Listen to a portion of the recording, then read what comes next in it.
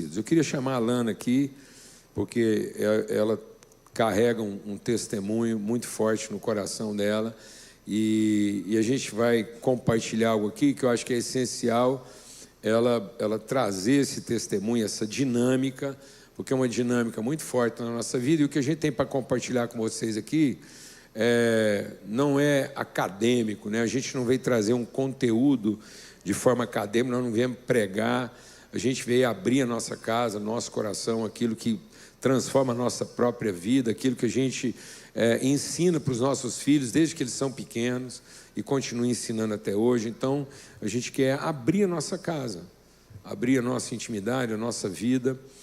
Antes eu queria dizer uma coisa, a gente faz um esforço no sentido de transmitir conteúdo. Então, as pessoas têm falado conosco como é que esse conteúdo pode ser compartilhado. Então, a gente trouxe algum material, os meninos estão lá no fundo, lá, para repartir isso, e com muito esmero, né, com muita excelência. Então, tem algumas mensagens que podem ser vestidas. Então, essas camisetas carregam insights da palavra que a gente tem compartilhado. Então, são formas adensadas, né, resumidas, sintéticas, de compartilhar aquilo que a gente crê. E também, na área da literatura, você tem lá acesso a um testemunho da nossa vida com quanto convicção a respeito da igreja, né? E a igreja traduzida na sua forma orgânica. Então, isso aqui não é um livro de doutrina, não é um livro de metodologia, nem de estrutura. É o testemunho de uma percepção, de um discernimento da igreja enquanto organismo, enquanto corpo. Por isso que é sobre a vida da igreja, na sua funcionalidade, nas suas relações. Por isso que o livro chama DNA e Propósito, que é para focar no aspecto daquilo que é a nossa genética, né? E depois, muita gente perguntava, o que pode acrescentar para a gente em termos de literatura. Tem um texto, que é o texto do Larry Crabb, que sempre nos abençoou bastante, é uma referência de leitura, e a gente fez uma parceria com o pessoal do Jesuscope, celebramos uma aliança, e a gente resolveu republicar junto esse material, O Lugar Mais Seguro da Terra. Recomendo que você leia, obrigado, e que você não leia depressa, não é aquela coisa, não. Lê, para, medita, pensa, volta, leia o mesmo capítulo várias vezes, tá bom? Para você poder desfrutar do que está aqui, está disponibilizado lá. E você pega aqui, por favor. Amém. Obrigado. Então é isso. Vamos lá? Ele me pegou de surpresa, porque, na verdade, assim, a gente dormiu ontem, combinados... Ela dormiu, eu morri. Combinados que eu estaria ministrando na congregação dos nossos irmãos aqui, na casinha, e ele viria para cá sozinho. E, de repente, no café da manhã, mudou tudo, né? Mas a gente pode fazer isso junto, sim. Claro. Porque o que ela vai compartilhar de forma cenográfica e pedagógica vai nos ajudar a discernir melhor aquilo que eu quero repartir com vocês em termos de fundamentação, tá bom? Então, ela vai fazer um desenho assim, de como é que a casa é, e eu vou trabalhar depois os fundamentos e os processos. Deixa eu contar. Pronto. Família, é uma alegria realmente, e talvez todo esse empenho dele de repartir, eu quero ser sucinta, sintética, porque eu sei que o Paulo Júnior, ele tem uma dinâmica, uma pedagogia muito profunda e requer, às vezes, mais tempo do que o convencional. Eu tenho o privilégio de estar com ele. Tem gente que fala assim, nossa, você escuta o Paulo Júnior, parece que você está escutando ele a primeira vez. Eu falei, é isso mesmo, é a primeira vez. A gente tem esse reconhecimento que Deus deu uma graça pedagógica para o meu marido. Eu tenho formação de pedagogia para ensinar e aprofundar em coisas simples. Por exemplo, Deus é amor. Se você quiser escutar o Paulo Júnior falando 40 anos de Deus é amor, você vai ver várias formas de como ele pode colocar isso. Mas nessa manhã, a gente conversando, e eu tive o privilégio de acordar, eram umas 4 horas da manhã, eu falei, Deus, o que o Senhor tem de fresquinho para me entregar, para me repartir, que não seja mais um domingo, uma dinâmica de abrir a Bíblia, de compartilhar um versículo, algo assim que pudesse ter uma carga profética para o nosso povo. E eu dei uma pincelada para ele, eu acho que ele achou que compõe, né?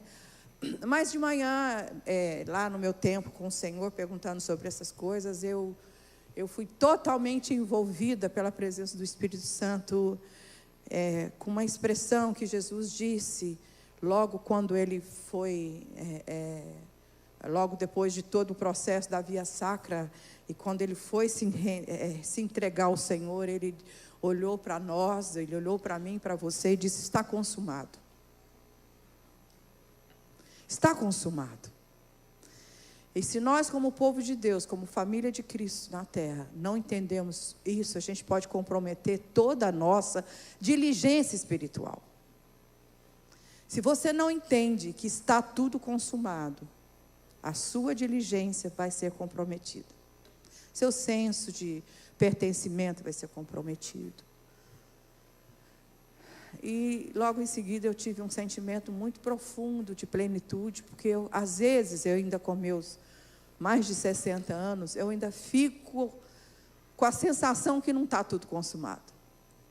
Parece que eu tenho que fazer alguma coisinha, sabe assim, agora na minha condição de bisavó, avó, de sogra, de mãe, de irmã em Cristo, de amiga do caminho, de esposa, eu ainda dou uma escorregadinha, como se ainda precisasse fazer alguma coisa, porque o que foi consumado na cruz não é suficiente. E é sobre isso que eu queria repartir hoje nessa manhã. Quando a palavra de Deus diz daquela angústia de Davi, e que ele escreve aquele salmo redentivo: o Senhor é o meu pastor e nada me faltará. Irmãos, nada é nada. Nada significa coisas agradáveis e coisas desagradáveis. Nada é nada. E aí ele descreve de uma forma poética e tão profunda, que nada para Davi, naqueles dias, significava pastos verdejantes, vale da sombra da morte, e uma mesa preparada na presença dos nossos adversários. Isso tem que ser algo muito claro na nossa vida espiritual. A gente indica muito esse livro, DNA com Propósito, porque a gente, quando leu há muitos anos atrás, quando a gente viu a possibilidade de, junto com o Dizescope, distribuir isso em larga escala, principalmente na vida dos jovens, porque ali a gente vê todo o esforço que o Espírito Santo concedeu ao Léry, de nos falar de comunidade, espiritualidade, amizades espirituais, intencionalidade nos nossos relacionamentos, porque é necessário isso. Porque nessa trajetória de quem conhece, experimenta e tem convicção e vive de fé de que está tudo consumado, o caminho vai ser o mesmo. É o nosso pastor, é o nosso Senhor, e há uma trajetória. E nessa trajetória o Senhor Jesus acredita em mim, você, que vai haver no nosso coração uma diligência de tal forma que nós possamos falar diariamente: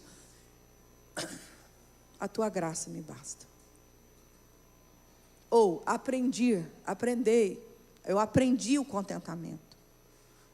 Nessa trajetória, todo o meu esforço, o seu esforço, família, meus irmãos, é uma trajetória de aprendizado para chamar à existência aquilo que já foi consumado. Então eu não posso querer ser pior do que ontem, eu tenho que querer ser melhor hoje do que fui ontem. Então toda a minha entrega, e às vezes isso acontece, a gente está numa fase do nosso casamento já tem um tempo, que é só eu e o Paulo Júnior em casa. E aí às vezes a gente fica, vai se distraído com coisas simples, tipo, não é, mas a mesa também tem que ser montada para nós dois, mas o cinema também vale para nós dois. São coisas simples que você às vezes vai comprometendo a parceria e a alegria e a amizade de coisas simples, genuínas, e que a gente precisa ter diligência para viver. Porque enquanto a gente estiver aqui nessa terra, essa trajetória é para a gente intencionalmente traduzir aquilo que a gente já está no Espírito. Irmãos, o Espírito está pronto. Opa, o Espírito já está pronto, o Espírito é de Cristo que habita em nós. Mas a carne é aquilo que Paulo fala. O mal que eu quero, eu não fazer, eu faço voluntariamente. E o bem que eu preciso necessariamente fazer é um esforço. Você tem essa sensação? O quanto é mais difícil fazer o bem do que fazer o mal? Ou você ainda está assim, você já pós-graduou nisso, você já está... Ou é só uma fraqueza minha? Aquela ressaca moral que você fala assim, mas que trapo de imundícia eu ainda sou. Eu tenho muito isso ainda. Mas eu quero lembrar para a gente nesta manhã, porque está tudo consumado, e porque Ele vive, e porque eu posso crer no amanhã. Nessa trajetória de renovação de entendimento, de transformação de entendimento, nós podemos e precisamos e devemos desfrutar de coisas conquistadas na cruz. Amém? Às vezes eu vejo um movimento assim de alguns irmãos, ou até eu mesmo. Quem sou eu para dizer que eu não passo desse lugar ainda? A gente quer ser mais justo do que Jesus foi justo, a gente quer ser mais santo do que Jesus disse que para a gente ser santo. Aquela coisa assim, sublimada. Mas nessa trajetória, que o Senhor é o nosso pastor e nada nos faltará, passando seja pelo vale, ou seja pelo pasto verde, eu sempre contei, e é sobre isso que eu queria repartir com vocês nessa manhã. Irmãos, gente muito melhores do que a gente pensou em desistir muito rápido. José dormiu apaixonado pela ideia de ser o esposo de Maria, mas acordou medroso e falou o quê? Fui. E se não é o anjo em favor dele? Irmãos, como eu conto às vezes com um amigo, com uma irmã, com o Espírito Santo, com um cartãozinho que o Paulo Júnior escreveu antigo, vou lá mexer nas minhas cartas, aquilo ali, eu estou ali no último furo, falo, nossa, é mesmo, Deus falou isso. São dinâmicas espirituais que nós precisamos desenvolver. Não é por osmose, é intimidade que o Senhor está te chamando todos os dias. Como é que você tem intimidade com 6 filhos correndo atrás de você e pedindo comida, tomar banho? Eu sou mãe de 6 filhos. Eles cresceram, multiplicou, agora já não é mais 6, é o genro, é a nora, é os netos, é os bisnetos. Mas é possível. É possível, sabe por quê? Porque Deus tem nos chamado para uma vida integral, é uma integralidade de propósito. Então, quando eu estou no trabalho, quando eu ia dar aula, quando eu ia trabalhar, coordenar, quando eu ia, seja lá na construtora, nós trabalhamos, Paulo Júnior é engenheiro civil, é integral, eu estou ali integral, 100% para aquilo, Deus, o Espírito Santo quer falar, você ouve, você quer orar, você ora, você quer cantar, você canta. Integralidade. Entende o que eu estou falando?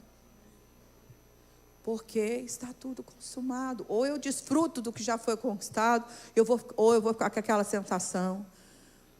Uai, cadê? Está faltando. Estou correndo atrás do prejuízo. Parece que não é, mas é. E hoje eu fui tão edificado com os cânticos que a gente lembrou para a nossa alma nessa manhã. Porque, família, o mundo só vai conhecer o que nós conhecemos no nosso espírito. Porque aquilo que já era necessário ser feito, já foi. É a noiva de Jesus. É como você se porta nos lugares. É como você comunica a alegria do pertencimento, a alegria da salvação, a forma generosa de ser uma amiga, a forma generosa de ser uma esposa. Eu gosto muito de dizer isso para as mulheres, porque mulher é um negócio assim, complicado. A gente flutua muito nas nossas emoções. Mas quando eu estou muito ruim, o Espírito Santo fala, Lana, quando eu pensei mulher, quando eu pensei em você, pensei em bondade. Então, onde chega uma mulher, a bondade chega. E já reparou o tanto que as mulheres estão ficando cruéis? Punitivas. Então, meus irmãos, nessa manhã eu quero dizer, está tudo consumado. E essa jornada, essa trajetória, ela deve e pode ser experimentada com mais leveza, com mais consciência, como Paulo falou. Quando eu me fiz fraco, quanto que você reconhece da sua fraqueza? O quanto você agradece ao Espírito Santo, que a força que vem da palavra, da virtude do Evangelho, da virtude da sabedoria do reino, te faz forte. Fazemos parte de uma sociedade de desempenho, qualificações. Isso não tem nada de errado, irmãos, porque a gente está falando de diligência. Nós deveríamos ser os primeiros a nos preparar cada vez melhores, ser os melhores, para que o mundo veja e fale: quem é o Deus dessa mulher? Quem é o Deus desse menino? Como é que pode? Não estou falando disso, mas eu estou falando de integralidade, que isso faz parte de você entender, porque você é aquele que Cristo consumou todos aqueles processos, da via sacra, da oferta, do milagre, da multiplicação dos pães, de dizer: olha, nós fazemos parte de um povo que anda, é a segunda milha, a primeira milha o mundo faz com o pé nas costas, porque tem interesse, mas segunda é para nós. Aí você vai conviver às vezes com um irmão que te custa, ou com um parente que te custa, você não quer. Ah, não, porque você não sabe como é que é meu pai, como é que é a minha mãe, como é que é meu tio, como é que é o meu... Não, irmãos, foi para essa hora que o Senhor nos levantou. Já foi dito, é tempo da igreja, é tempo da noiva. Amém? E nessa trajetória que o Senhor tem nos concedido, eu fico pensando, quando a gente vê ali na carta de Filipenses, vê de quão grande nuvem de testemunhos nós temos. Quanto tempo você gasta para ouvir alguém dizendo: me conta aí, o que Deus tem feito na sua vida? Ligar para alguém: irmão, eu preciso te contar, não era para ser e foi, não era para dar e deu. Quanto tempo você gasta? Há diligência nessa troca. E a Bíblia é tão clara: contai uns aos outros os benefícios que eu tenho feito no meio de vós, para que sejais encorajados. Irmãos, a chapa esquenta mesmo. O mundo jaz do maligno. Não adianta fazer campanha de oração para saber quantos demônios vai complicar a sua vida. Porque já está dito, já foi falado. E o segredo não é gastar tempo em descobrir quantos demônios, o segredo é gastar tempo nessa diligência. Está pegando, irmão, vamos conversar um pouco hoje, deixa eu te falar um negócio, conta uma coisa boa aí. Paulo Júnior às vezes chega, e eu falo assim: bem, eu preciso te contar alguma coisa boa. Ele chega: então eu te contar uma coisa boa. Porque são essas coisas que nessa trajetória, a Bíblia diz que vai trazendo ânimo para a gente. Eu posso ir para um retiro espiritual? Eu posso ir para um retiro de oração? Para uma noite de vigília? Sim, mas isso acontece, não é todo dia, toda hora. E aí? Que aonde você vai ser fortalecido? É na comunhão, é na intimidade, é transicionando esse caminho, esse percurso que o Senhor Jesus nos ensinou muito bem. No mínimo de 2. Quem é o seu número 1? Quem é o seu companheiro? Quem é a sua amiga? Se você fechar o olho aqui e listar aqui: quem é o meu amigo espiritual hoje? Que se eu precisar dele para me dar um banho, como Paulo Júnior gosta de falar isso, né? Eu falo: mas não quero que nenhum amigo seu me dá banho, não. Quero que você me dá banho. Ele fala que amigo espiritual, que Deus entrega para a gente, é aquele amigo que é capaz de dar um banho na sua esposa e nem lembrar que ela é uma mulher. É esse nível de confiança que a gente entende que o Senhor concede para a igreja. Então é sobre essas coisas que a gente queria repartir nessa manhã, essa forma, esse exercício nessa trajetória, porque, meu irmão, é certo que o Senhor vai nos conduzir. Tem uma dinâmica que a minha filha Isabel fez, a minha caçula, ela era pequena, e a gente falando: bondade te seguirão todos os dias. Ela é muito lúdica, ela é psicóloga também, que a gente memorizou lá em casa para sempre. E tem hora que a gente nem precisa falar muito, a gente fala assim: vamos montar aí a dinâmica que a Isabel nos ensinou. Quando o salmista descreve que nessa trajetória a bondade e a misericórdia me seguirão todos os dias, a gente... como que eu faço essa dinâmica que só acontecendo? Nem jeito que é a bondade... Você pode chamar a bondade. Bondade, misericórdia, vem aqui, 2 irmãos, vem rapidinho. Isso fala muito no meu coração, muitas vezes eu tenho... Veio só a bondade, está faltando a misericórdia. Pode ser, maravilha, sobe aí. E que bondade linda.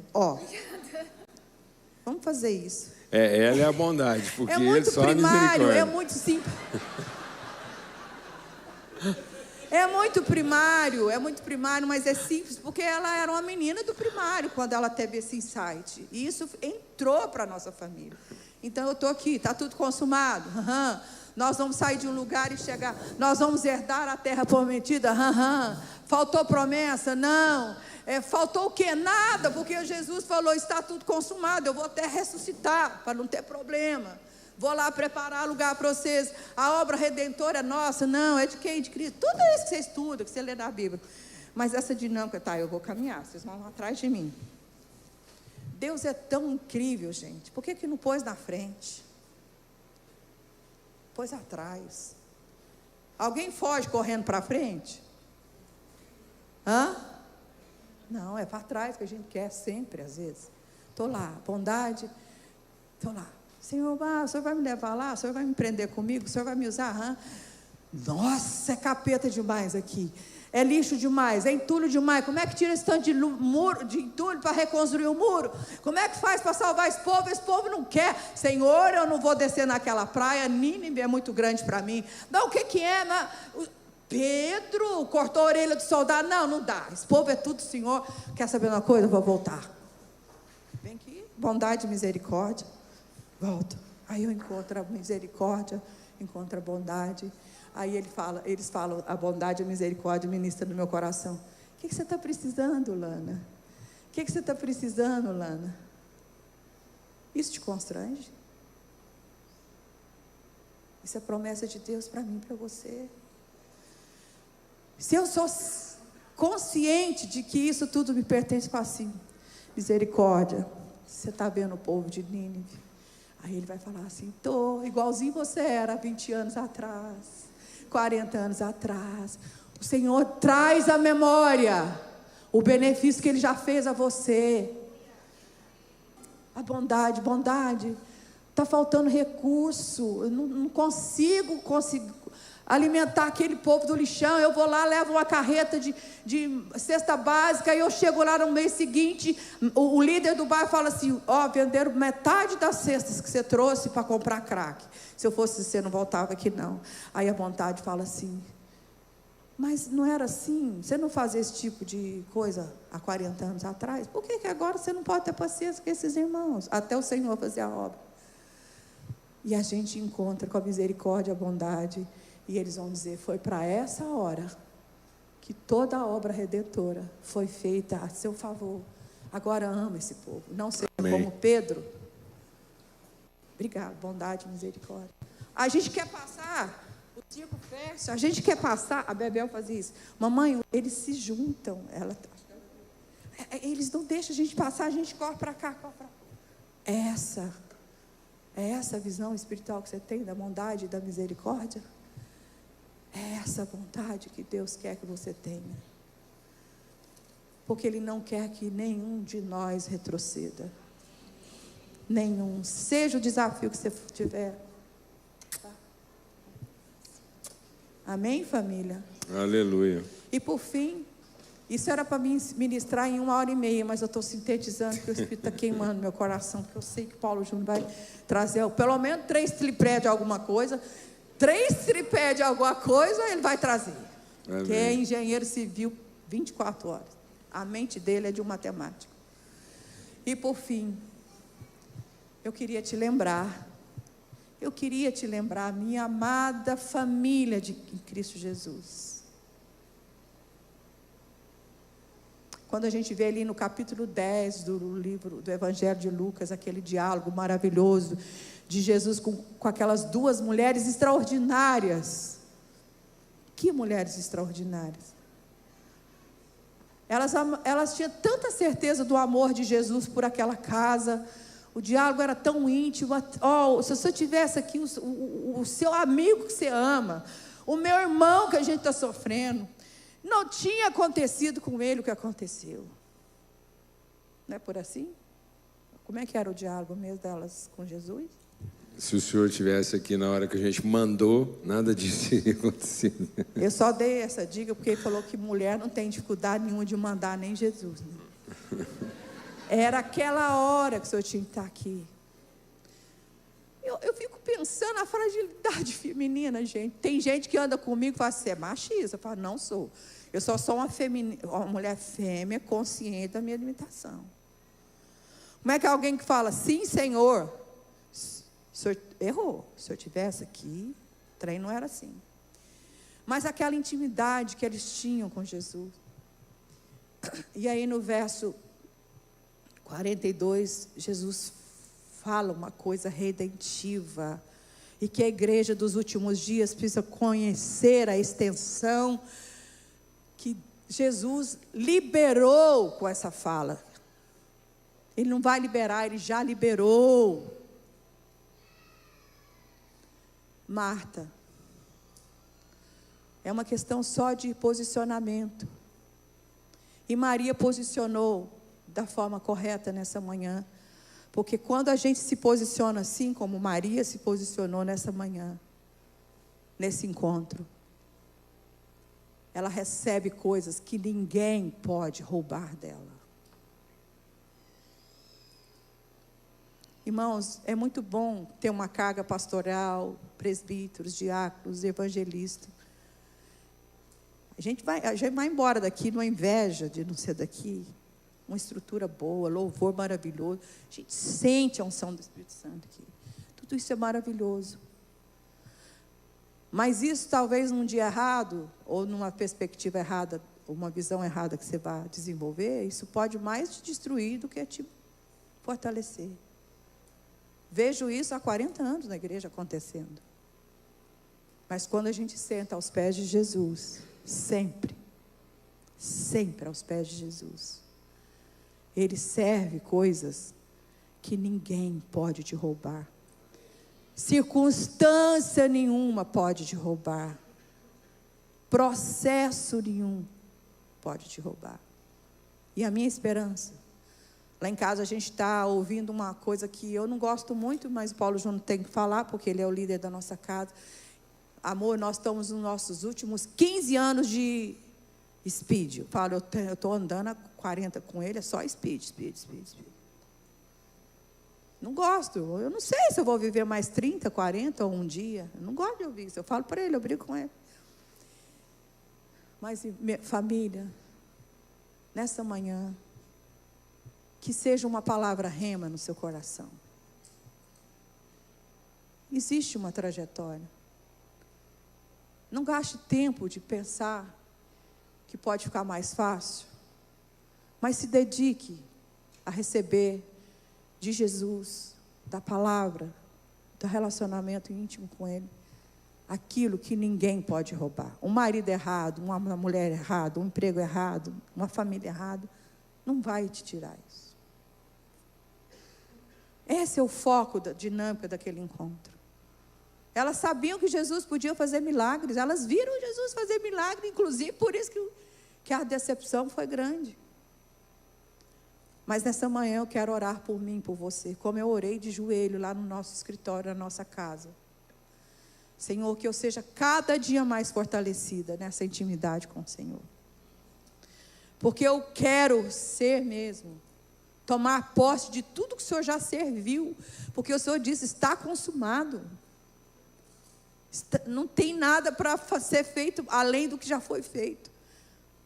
Eu quero tomar nessa mesa que já foi servida, essa mesa que Davi lá começou traduzindo para a gente lá, por Davi, e foi materializada nos dias dos apóstolos com Jesus. Já foi servida, está servida.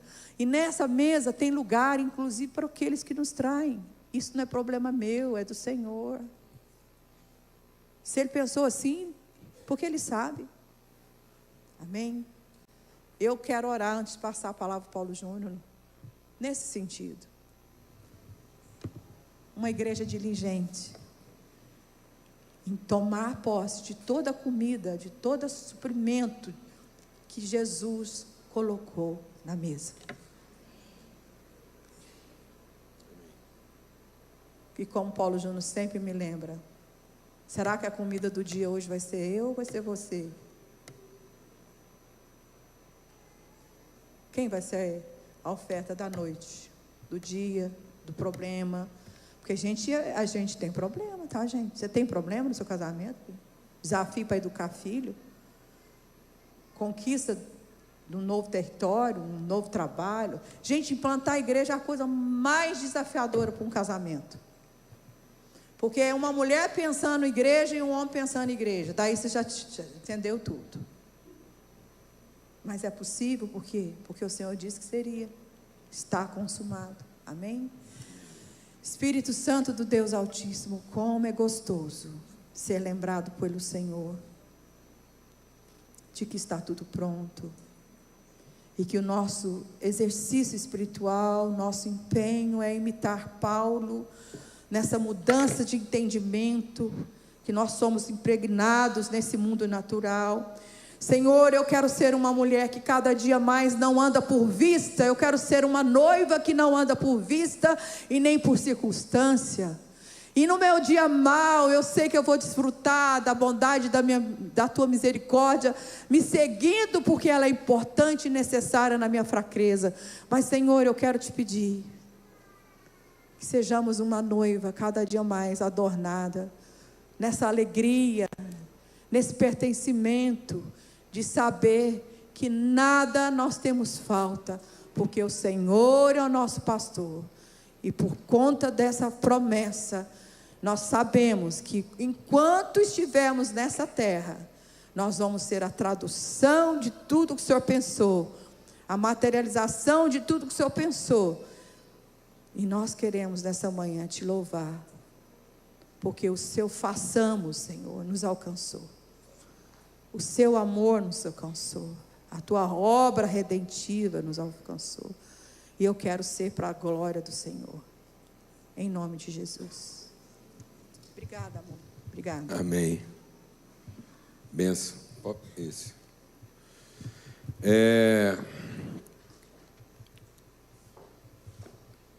Continuando, né, tudo que a gente está repartindo aqui como casa, eu queria chamar a sua atenção. Hoje, o que não falta no mundo é sinceridade.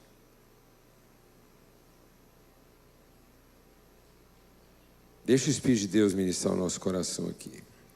O diabo nos engana porque ele é o pai da mentira. E ele é o pai da mentira porque ele não mente. Ele dessignifica a verdade. Ninguém acredita numa mentira, porque ela é óbvia.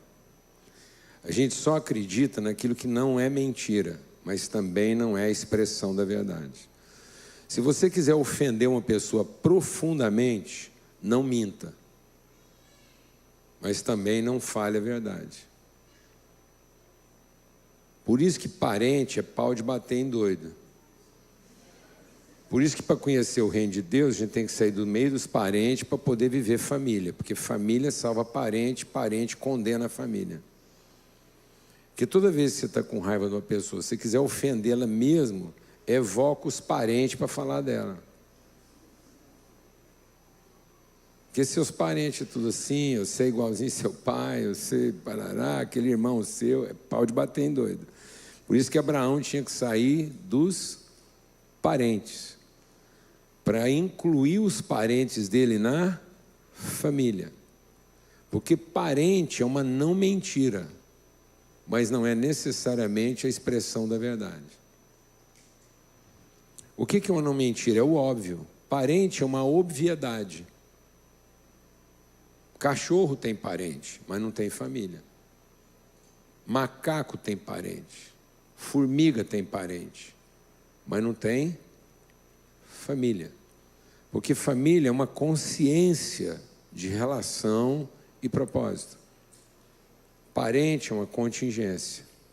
Então, as contingências não são mentira, mas eu tenho que seguir a verdade em amor, porque sem amor não é mentira, mas também não é verdade. Por isso que aquele que mentia, não minta mais, antes fale a verdade. Tem muita gente se contentando sinceramente em não mentir, mas não está tendo a sensibilidade de conhecer a verdade para revelar a verdade. Então, há um caminho a ser percorrido entre a mentira, a não mentira e a verdade. E a verdade só é verdade quando eu associo sensibilidade à minha sinceridade. Então não adianta ser totalmente sincero, porque sendo totalmente sincero, você vai ser totalmente empenhado e totalmente desapontado. Sendo só sincero, você vai ser sinceramente ansioso e sinceramente deprimido. Você vai ter expectativas sinceras e desapontamentos sinceros. Você vai ter ideais sinceros e amarguras sinceras. Então, alguém exclusivamente sincero, ele é susceptível. E ele pensa que porque ele é susceptível, ele é sensível. Então, tem gente que fala assim para você, fala com jeito comigo que eu sou muito sensível. Não, se eu tiver que escolher o jeito que eu vou falar com você, então você não é sensível, você é susceptível. Porque se você fosse sensível, mesmo eu falava com você de qualquer jeito e você conseguiria entender até aquilo que eu nem estou conseguindo falar. Glória a Deus, amados. Por isso que muitas vezes a gente tem que transgredir certas rotinas nossas para devolver a sensibilidade. Houve um esforço aqui para eu estar aqui agora e poder repartir aquilo que a gente quer ensinar.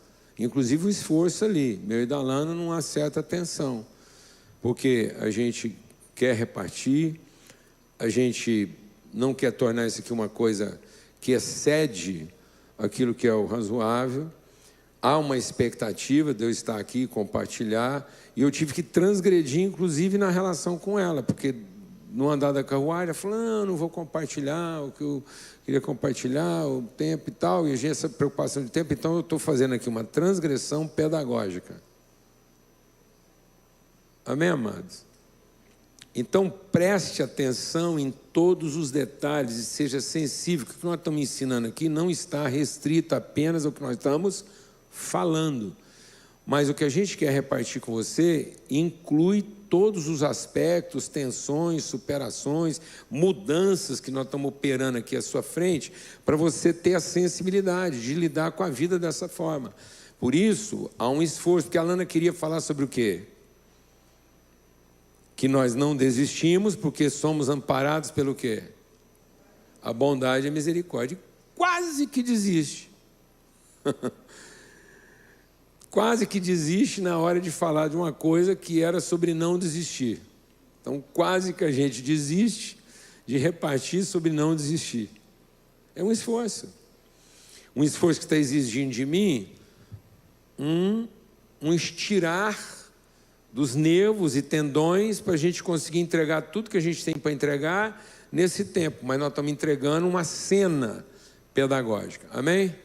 Amém? Glória a Deus. Eu sei que vocês têm uma vocação aqui, eu não queria sair daqui sem desfrutar disso. Vocês têm uma vocação aqui, é muito próprio desse ministério, é a livre adoração. Por isso eu queria agregar a esse momento aqui, isso, usar o máximo que a gente puder usar de variáveis aqui, numa cena pedagógica, para a gente lidar com a vida como ela se apresenta. Então alguém pode fazer um costado aqui enquanto eu estou ministrando? Eu raramente peço isso. Mas eu tenho a ousadia de pedir isso, onde às vezes não é a propriedade do povo, quanto mais aqui que eu sei que é a característica. Então eu quero colocar todos os elementos na cena pedagógica com vocês. Amém? Quero colocar todas as variáveis. E aí, como o que Deus colocou no meu coração tem a ver com a cena do Salmo 23, tem a ver com a cena da ceia.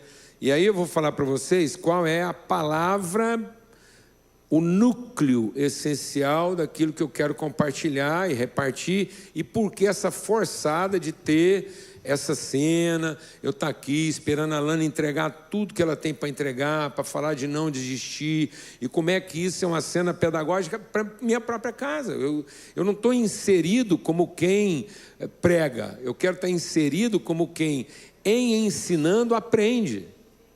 Eu preciso reforçar esse conceito que acabou de ser compartilhado na nossa própria vida. Então, abra lá no Salmo 104, para você entender o tripé da coisa aqui, porque a Lana falou do tripé, e você vai entender por que isso. Tá bom? Fica livre aí, irmão. Vai fluindo aí de acordo com o que Deus ministrar no seu coração. Amém? Salmo 104.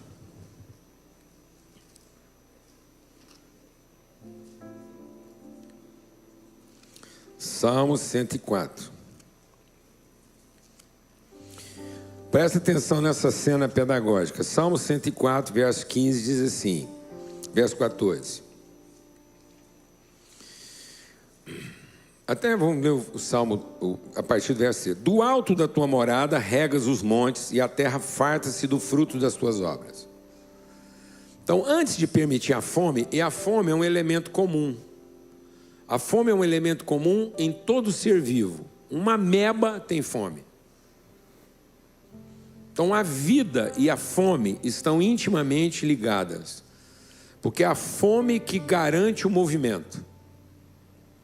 E o espírito é movimento. Nós só precisamos entender que a fome da ameba é uma e é satisfeita de uma maneira. A fome da formiga, apesar de ser fome, é outra e é satisfeita de outra maneira. A fome do cachorro e do macaco é fome, mas ela é de outras coisas também, não é só a fome da comida. Então, a ameba tem uma fome lá que ela se alimenta de algo invisível. Um protozoário se alimenta de algo invisível. A formiga já tem uma substância materializada, visível, que também serve de comida para outras coisas. Amém? Está claro isso? Então você está vendo, a fome de natureza é a mesma, mas ela é satisfeita de maneiras distintas. E aí você tem a fome do macaco, que já envolve um aspecto emocional, que já não tem lá na formiga, muito menos na ameba. Então a fome do macaco e do cachorro já tem uma resposta cognitiva. Você nunca vai ver uma formiga abanando o rabo só porque você deixou açúcar para ela.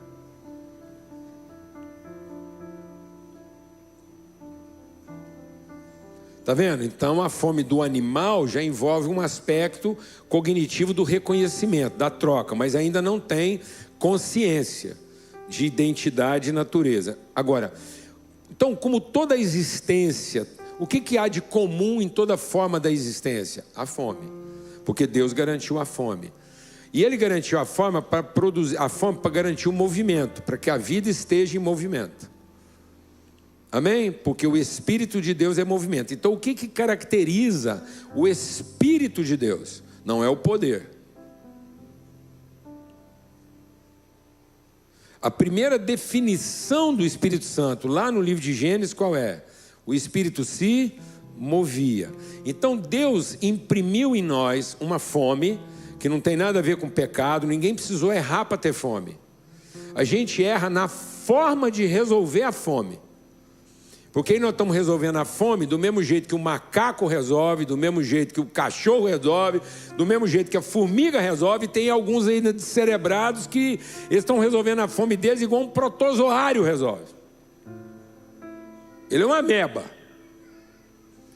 Mas agora nós vamos entender o seguinte: que tipo de movimento o Espírito Santo vai imprimir usando a fome?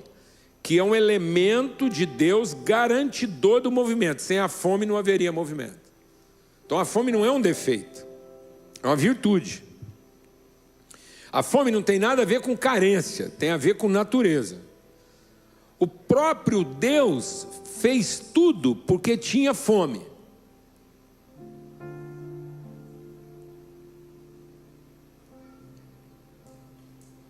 Quando Deus diz, não é bom que o homem seja só, é porque solidão não prestou nem para ele. Porque o Espírito de Deus é comunhão. Então Deus tinha fome de quê? De família. Porque ele não era Deus.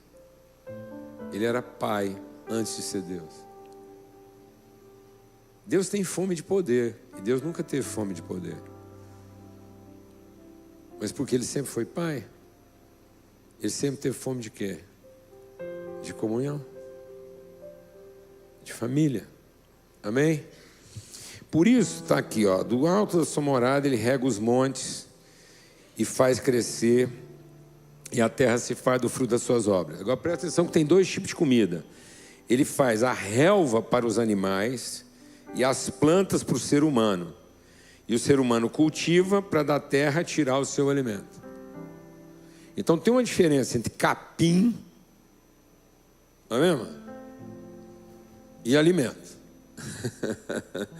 O Salmo 23 mencionado aqui, a gente, quando não tem consciência da natureza da fome e do propósito dela, a gente é como os animais. Porque a gente resolve a fome com capim. Por isso que o Salmo 23 começa dizendo o quê? Ah, ele é meu pastor, nada me faltará. E a gente às vezes declara esse salmo, o Senhor é meu pastor, nada me faltará, como se Deus estivesse falando de quê? De capim. Não, mas Deus não está falando de capim. Ele está falando de plenitude, nada me faltará, porque a partir da minha fome, ele vai imprimir em mim um movimento que me levará a me tornar de forma consciente, absoluta e responsável a pessoa que eu fui feito para ser.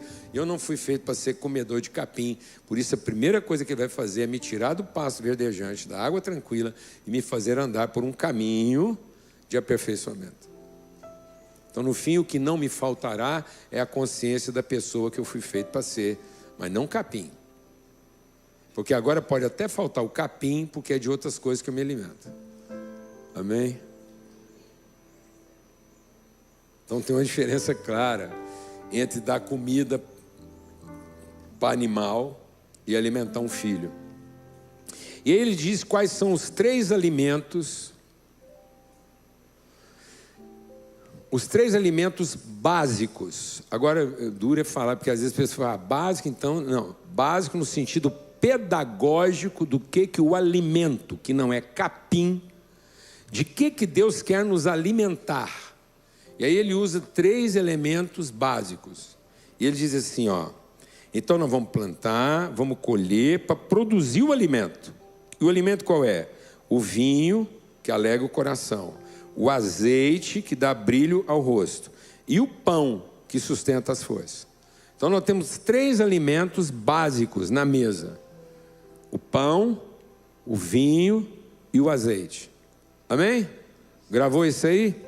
Por que são 3 elementos? Trabalha esse tripé relacional. Pão, vinho e azeite tem a ver com Pai, Filho e Espírito Santo. Porque tem a ver com amor, graça e comunhão. Então, pão, vinho e azeite tem a ver com amor, fé e esperança. Amém? Porque tem a ver com o Pai, o Filho e o Espírito Santo. Por que são 3? Amém, irmãos? Em Cristo estão escondidos os tesouros da sabedoria e da ciência. Por que 3? Porque um ponto define uma referência. 2 pontos define uma direção. 3 pontos define um plano. Então, o movimento não é no sentido de chegar a um endereço. O nosso movimento não é ir para o céu. O nosso movimento é no sentido de estabelecer uma plataforma de sustentação para que todos tenham condições de se desenvolver plenamente até alcançar a estatura de pessoa perfeita. Então Deus não está fazendo. Jesus não é um caminho que leva a um endereço. Jesus é o caminho que leva a uma condição. Por isso que o caminho percorrido pela graça não leva para o céu, leva para a comunhão. Glória a Deus, amor. Amém? Por quê? Porque eu não vou ter caminho se eu não tiver uma referência, eu não vou ter caminho se eu não tiver uma direção, e eu não vou ter sustentação se eu não tiver uma plataforma. E por que a plataforma é feita de 3 pontos? Porque por 3 pontos passa um plano, então um tripé se apoia em qualquer tipo de superfície. Glória a Deus. Por isso que os equipamentos de precisão não são apoiados sobre 4 pés, porque 4 pés mancam. Todo equipamento de precisão é apoiado sobre 3 pés, porque, afinal de contas, onde você tiver 3 pés, obrigatoriamente você tem um plano. Por isso, eu não sei se você sabia, por que chama quadrilha? Porque a partir de 3 é formação de quadrilha. Então, o diabo é um formador de quadrilha, porque ele ficou observando Deus e não sabia que Deus era uma trindade. E quando Deus abriu o plano dele, o diabo pensou que poderia ser a 4ª pessoa da trindade, porque ele é formador de quadrilha. E Deus, nós não somos a 4ª pessoa da trindade, senão seria uma quadrilha. Nós somos a expressão da trindade na 3ª pessoa do Filho. Aleluia. Então o diabo achou que Deus ia somar alguém na trindade, ele nunca imaginava que Deus ia multiplicar a trindade, expressando a partir de um, muitos. Porque se multiplica 1 por 1 dá quanto? 3 vezes 1 vezes 1, 3 vezes dá quanto? E 1 milhão de 1 vezes 1 dá quanto? Pronto, então nós vamos multiplicar 1 milhão, 1 trilhão, uma quantidade inumerável de 1s e no fim vai dar quanto? 1, aleluia. É 1 na sua máxima potência, amém? Aleluia. 1 formado de 3 expressões distintas. Por isso que é amor, graça e comunhão. Por isso que é amor, fé e esperança. Por isso que é pão, vinho e azeite. E hoje, excepcionalmente, eu quis chamar a atenção para essa figura pedagógica da ceia, mudando um pouco a ordem que nós estamos acostumados, mas sem, contudo, desrespeitar a ordem bíblica, porque às vezes você lê o texto bíblico e não se percebe que lá em Lucas, há um registro em Lucas que diz que a ceia pode ter sido celebrada de um jeito um pouquinho diferente do que nós estamos acostumados. E daqui a pouco vocês vão entender. Porque lá em Lucas diz que Jesus serviu o vinho, depois partiu o pão, depois voltou para o vinho, amém?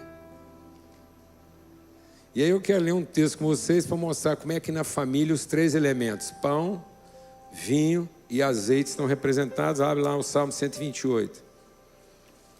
Por que Deus é Deus de família e os 3 elementos da família são essenciais? Eu queria colocar um pouco de luz, eu quero estender o foco um pouco hoje na figura das mulheres. Por isso eu insisti com a Lana de compartilhar. E diz assim, ó: bem-aventurado, Salmo 128, aquele que teme ao Senhor anda nos seus caminhos, pois comerá o fruto do seu trabalho. Ele vai o quê? Comer. Na mesa do Senhor, o que é de comer? O pão. Amém? Então tem o pão. Ele vai comer. E a sua esposa no interior da sua casa será como uma videira frutífera. Então o homem representa o quê? O pão. A mulher representa o quê? O vinho. Amém? E os seus filhos serão como rebentos ao redor da sua mesa. Glória a Deus. Então a família é representada nos 3 elementos da ceia: pão, vinho e azeite. E hoje, excepcionalmente, a gente serviu o vinho primeiro, como em Lucas. E daqui a pouco vocês vão entender melhor por quê. Beleza? Podemos seguir mais um pouquinho aí nessa parada aí? Beleza. Então, tá vendo aí, ó, tá tudo sendo representado pedagogicamente. Então eu tenho que olhar para a pedagogia. do processo. Então não é aleatório. Então nós estamos aqui num esforço pedagógico. E eu estou me submetendo a Deus, entendendo que essa palavra é relevante. Então presta atenção. O pão, o vinho e o azeite. Esses 3 elementos estão lá no Salmo 23. Porque é um jantar onde o corpo é servido. Esse é meu corpo que é oferecido por vós. É um cordeiro, é um jantar, é uma ovelha que deixou de ser comedor de capim e agora tem a consciência de que eu alimento. Amém? O meu cálice transborda, vinho. E unges a minha cabeça com óleo. Os 3 elementos estão lá, estão sempre lá. Só que às vezes a gente não pensa que até na ceia que a gente celebra na igreja tem um 3º elemento. Porque às vezes a gente se ateve apenas aos 2 elementos óbvios, que é lá o pão e o vinho. E aí a gente está lá comendo pão e vinho achando que aquilo é um memorial de rito, de liturgia, e não um memorial pedagógico de como é que as nossas relações se estabelecem e quais são os elementos essenciais dessa relação. E por que é pão, por que é vinho e por que é azeite. Muitas vezes porque a gente não está compreendendo o aspecto pedagógico da ceia, mas a gente se restringe ao aspecto litúrgico da ceia. Qual é o elemento que fica faltando? O vinho, o azeite. Porque aí a gente não completa o movimento no sentido de criar uma plataforma de sustentação. A gente fica achando que a ceia é para viabilizar, a ceia é para comer. Então eu como pão, bebo vinho, e o óleo que não é de comer, mas é de ungir, fica de fora. E aí eu não estou recebendo a revelação, a iluminação do que a ceia significa, porque eu achei que era pão e vinho para comer, é o direito de comer, toca, vamos embora, obrigado Deus. Não, amados, os 3 elementos estão lá, amém? Glória a Deus. Pronto. Então Deus nunca prometeu. Agora vamos começar a aprofundar isso. Deus nunca prometeu para você trigo, uva e azeitona.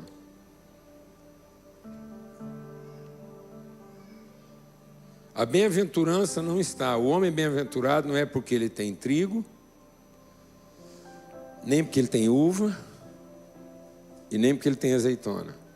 Porque trigo, uva e azeitona, por maior que seja a quantidade que você vai reunir disso, eles são perecíveis.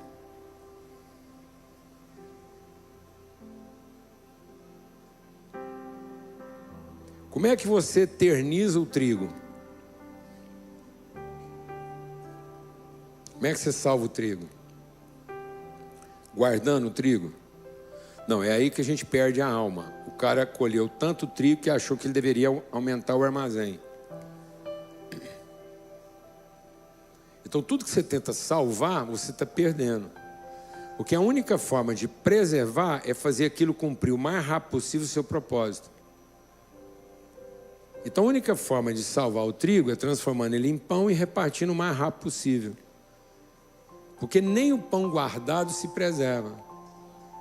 Porque o pão que você colocou na geladeira ou no congelador está perto de se perder, mas o pão que já foi compartilhado e comido já está salvo. Quer salvar o trigo? Moe ele o mais rápido possível, reparte com os amigos e todo o trigo está salvo. Ninguém salva a uva, a não ser que transforma ela em vinho. Então ninguém salva a uva, a não ser que transforme ela em alegria. Ninguém salva trigo, a não ser que transforme ele em sustento. E ninguém salva azeitona, a não ser que transforma isso em testemunho. Agora, para transformar trigo em virtude, tem que moer. Para transformar uva em alegria, tem que pisar. E para transformar a azeitona em testemunho, unção, autoridade, tem que moer.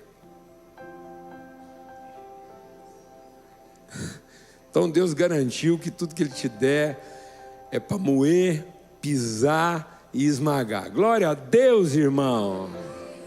Aleluia. Bem-vindo aos processos redentivos. Nós estamos querendo processos resolutivos, nós estamos querendo salvar trigo, salvar uva, salvar azeitona. Você está perdendo seu tempo, é o capeta que está falando isso para você, porque isso pode ser perdido. Pão fala de quê? Sustento. Vinho fala de quê? Alegria. Óleo fala de quê? Cura e autoridade.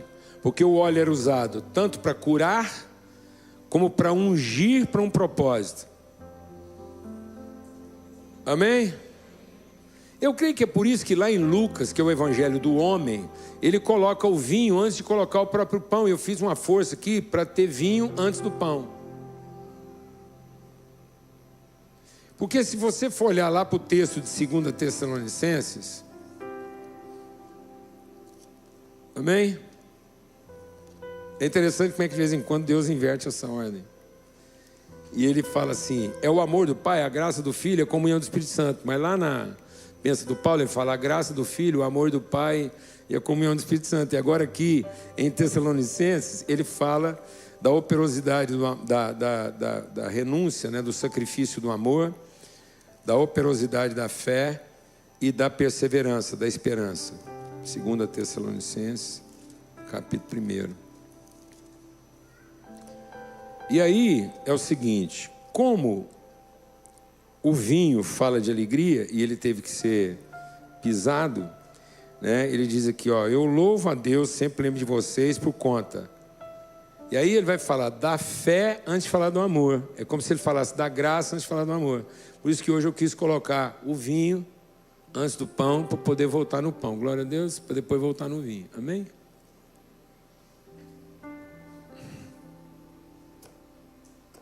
Para a gente poder falar um pouco de alegria antes de falar de sustento.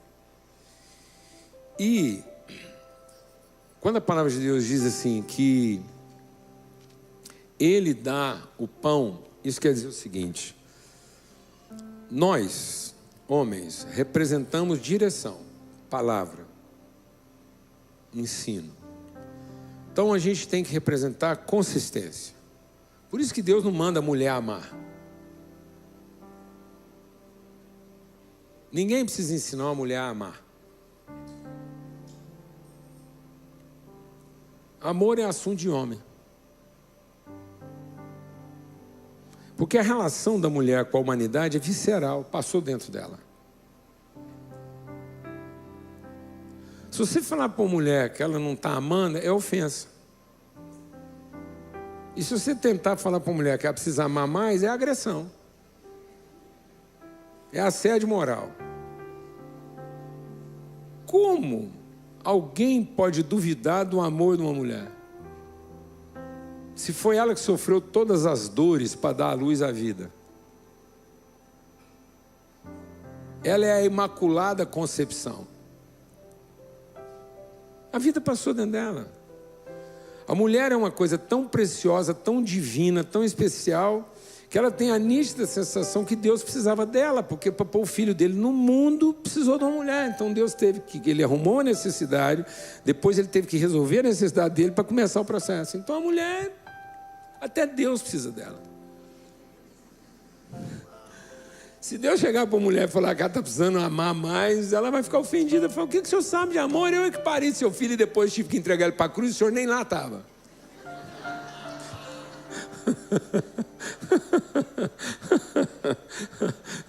E se o senhor tivesse me escutado, aquele menino bom daquele jeito nunca teria morrido injustamente.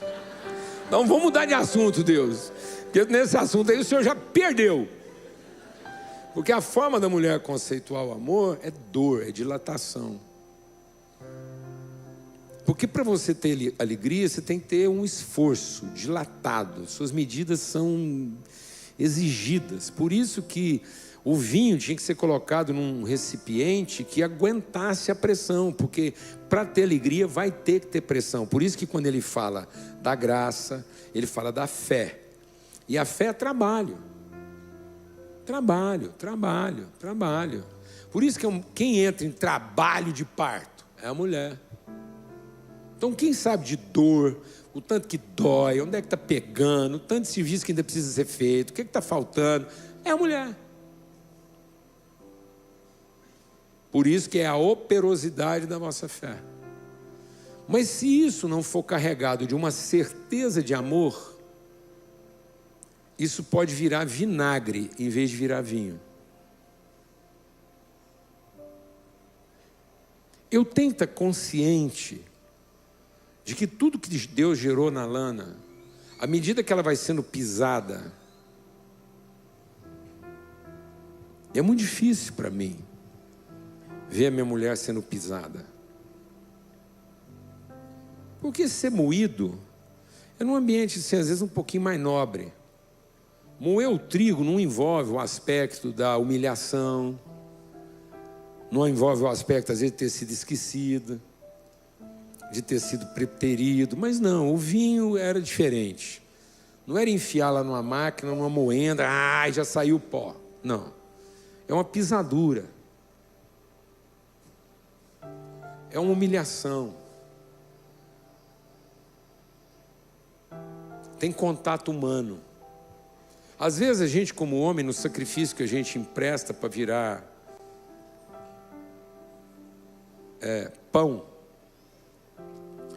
a gente às vezes não precisa ter o contato humano. Nosso sacrifício, muitas vezes, ele é até quase solitário. Você enfia lá, ninguém vê o que está acontecendo, sai de lá. Pão. Amém, amados? Mas a mulher não. A mulher representa um processo de contato humano. Às vezes a ideia de que o lugar onde ela deveria estar sendo respeitada e reconhecida, ela está sendo humilhada, exigida no seu extremo. Amém? Agora, se ela não tiver uma convicção clara de propósito, que o homem oferece através do ensino, da palavra, do compromisso, aquilo que poderia ser o melhor vinho nas suas tensões de fermentação. Então, toda vez que Deus dá uma palavra, eu sei que caindo no coração da lana, vai o quê? Também fermentar. Então a mulher produz um excelente vinho à custa de fermentação, que ele estica. Amém? Mas no fim é para produzir o quê? Bálsamo, consolo, alegria. Então, mulheres, guardem o seu coração, porque é um ministério de dor, de sacrifício, de esforço, de tensão, de muitas vezes não ter o reconhecimento merecido, de muitas vezes se sentir no lugar indevido. Mas guarde o seu coração, porque quando você vê o fruto disso, você vai se esquecer dessas dores. E guarde o seu coração, porque se você não guardar o seu coração, você vai virar vinagre. E ao contrário do vinho, apesar de ser a mesma substância, o vinho é vivo, o vinagre é morto. É o maior esterilizante que nós temos em casa. O vinagre é estéril. Onde você coloca o vinagre, a vida é interrompida. E muitas mulheres hoje estão abdicando da fertilidade, abdicando da vida, porque começaram a perceber o quanto que isso é dolorido, o quanto que às vezes isso é humilhante, é constrangedor, é tenso, deforma.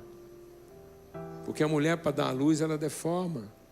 Se ela não tiver com a autoestima dela muito bem resolvida, ela vai se achar a pessoa mais feia do mundo. Glória a Deus. Por isso eu queria começar pelo vinho, honrando a lana, porque não faria sentido eu compartilhar o que eu tenho para compartilhar aqui, se eu não pudesse dar o testemunho de que, apesar de toda dor, toda tensão, todo estresse, toda fermentação, está vivo e é alegre. Mas o capeta tem hora que fica tentando colocar lá um outro tipo de substância para ver se isso vira o quê? Vinagre. Amém? Então eu queria começar por alegria, para que você continue trabalhando, apesar de todo sacrifício que isso representa. Mas isso só vai ser possível se tiver trigo, comida, pão, alimento. Então o papel do pai, o papel do homem é alimentar, é renovar compromisso, é empenhar a palavra, é assumir responsabilidade, é deixar todo mundo tranquilo que não vai desistir, é não ameaçar que vai largar tudo, é não ficar falando que não dá conta mais, que não tem jeito, que se o povo não mudar. Não, amado. Por isso que amor é coisa de homem, porque amor não tem nada a ver com sentimentos, amor não tem nada a ver com gostar, com achar bom, com estar feliz. Amor é honra, palavra empenhada, compromisso assumido até o fim. Amor é fidelidade. Amor não é lealdade. Amor não me permite reagir a nenhuma circunstância. Amor me sustenta para manter o compromisso assumido, a palavra empenhada e não reagir às circunstâncias, para que toda a casa saiba onde é que ela está firmada e do que é que ela se alimenta. Por isso que no Salmo 23, o vinho é representado pelo quê? A misericórdia. A misericórdia. Por que misericórdia? Porque a causa de não sermos consumidos. Foi doído? Está sofrendo? Está dilatando? Está feio? Está ruim? Está difícil? Então o que não deixa a gente desistir? Porque a gente tem certeza que não seremos destruídos, apesar de estarmos sendo pisados. A misericórdia. Mas a misericórdia só é misericórdia e a bondade só é bondade se é representativa da fidelidade. Porque se você for no Salmo 23, lá está escrito assim, ó: o Senhor me toma pela mão e me faz andar por uma vereda de justiça por amor do seu nome. Então nós temos 3 elementos, como nós temos o pão, o vinho e o azeite, o amor, a graça e a comunhão. Nós temos a fidelidade, a misericórdia e a bondade. Então o que vai adiante no caminho? A fidelidade, que é o pão, é da fidelidade de Deus que a gente se alimenta. E o que o pai, o homem representa em casa? O compromisso assumido, haja o que houver, a palavra está empenhada, haja o que houver, a direção é essa. Então o homem está ocupado com a direção, ele traz o pão, ele alimenta a casa dele. Ele alimenta a casa dele com o quê? Com expectativa? Com ideais? Não, ele alimenta a casa dele com compromisso. Haja o que houver, você não sai do seu lugar. E nem abdica da palavra empenhada de Deus com você e da sua palavra empenhada com você com Deus em favor da sua casa. Você não oscila. Glória a Deus, amado. É isso que vai fazer com que o vinho traga alegria. Porque é a fidelidade. Então não tem que buscar misericórdia. Ele já me deu misericórdia. Misericórdia não está adiante de mim como se fosse uma expectativa. Bondade não está adiante. Eu não tenho que pedir bondade para Deus. E nem buscar misericórdia, isso já foi dado, isso me acompanha. Agora, o que está diante de Deus? Fidelidade. Então toda casa tem que olhar para a fidelidade de Deus, porque Ele assumiu um compromisso conosco por amor do seu nome. Então não existe filho de Deus fracassado, existe filho de Deus rebelde. Não há fracasso para nenhum homem, nenhuma mulher de Deus. Porque para mim dar errado, Deus tinha que dar errado. Porque antes de assumir uma palavra comigo, Ele assumiu uma palavra com Ele a meu respeito. Deus empenhou uma palavra com Ele mesmo a respeito da minha casa. Homens dessa igreja, líderes, antes de Deus empenhar uma palavra com você, Ele empenhou uma palavra com Ele a respeito da sua casa.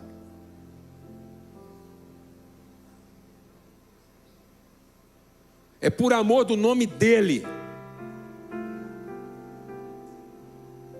Palavra empenhada, compromisso assumido. Ainda que a gente seja infiel, Ele permanece fiel. Você não está gostando?